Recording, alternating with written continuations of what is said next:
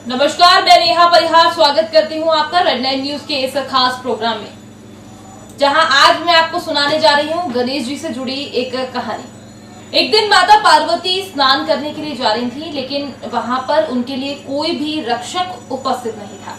इसलिए उन्होंने चंदन के लेप से एक लड़के को अवतार दिया और उसका नाम रखा गणेश। माता पार्वती ने गणेश को आदेश देते हुए कहा कि उनकी अनुमति के बिना वो किसी को भी घर के अंदर न आने दें। उस समय माता पार्वती के पति प्रभु शिव जी किसी काम से कहीं बाहर गए हुए थे। जब शिव जी वापस लौटे तो उन्होंने देखा कि द्वार पर एक बालक खड़ा हुआ है। उन्होंने सोचा कि शायद खेलते खेलते वहां वो यूं ही आ गया होगा। जब वे अंदर जाने लगे तो उस बालक ने उन्हें रोक लिया और उन्हें अंदर नहीं जाने दिया। ये देखकर शिव जी थोड़ा सा क्रोधित हुए और उन्होंने अपनी सवारी बैल नंदी को उस बालक से युद्ध करने के लिए कहा, पर युद्ध में उस छोटे बालक ने नंदी को हरा दिया।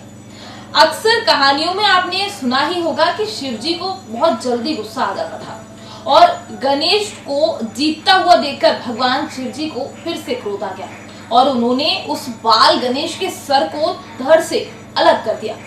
इतने में माता पार्वती वापस लौटी तो वो ये सब देखकर बहुत ज्यादा दुखी हुई और जोर जोर से रोने लगी।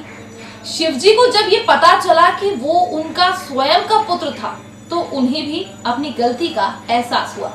शिवजी ने पार्वती जी को बहुत समझाने की कोशिश की, पर वे नहीं मानी और गणेश का नाम लेते हुए दुखी होने लगे।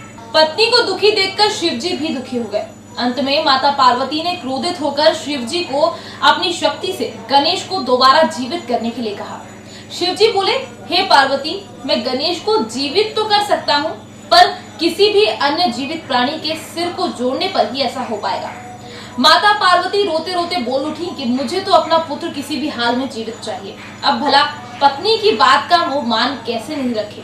और तभी उन्होंने नंदी को आदेश दिया कि जाओ नंदी, इस संसार में जिस किसी भी जीवित प्राणी का सिर तुमको मिले काट कर ले आना।